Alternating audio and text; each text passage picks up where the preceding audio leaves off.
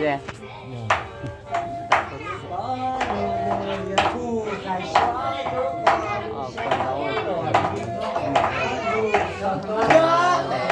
thông thông xe, giờ bộ phim thông xe. Thấy rồi, nó mình yêu cầu gì mua nó thì luôn thuê trâu này, không? Đây là gì vậy? Không?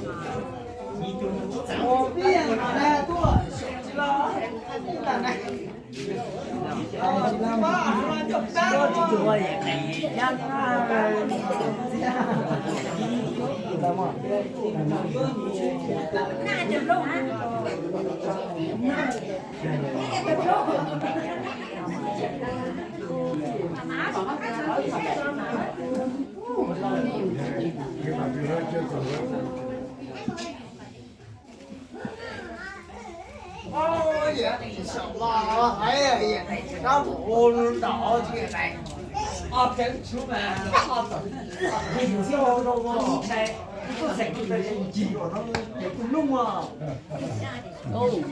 Không mới tâm thì tại lúc bên không tại sao xin thầy chứ xin thầy còn cái giá nó họ để đi rồi Đó. kẻ trước là trung tâm này tâm này thêm là bia mà chỉ ở chỉ biết là hai bữa mà hai bia hai lên luôn luôn này ha Đó.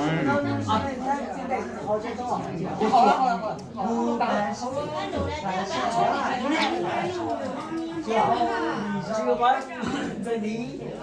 giờ đi bây giờ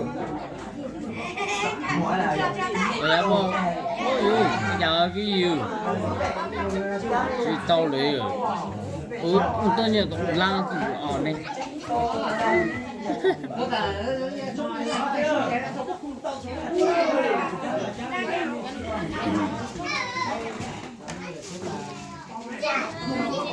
Ra cái đấy chế bò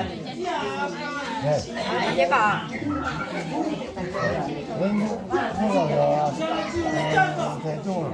bây giờ đây là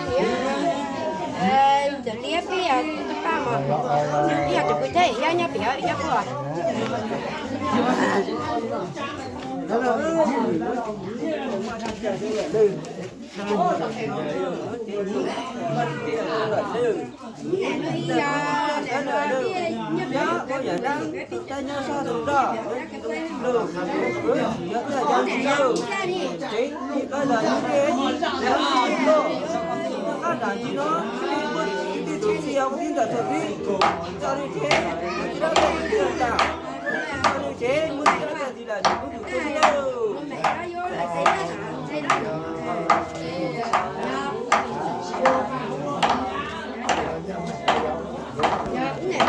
này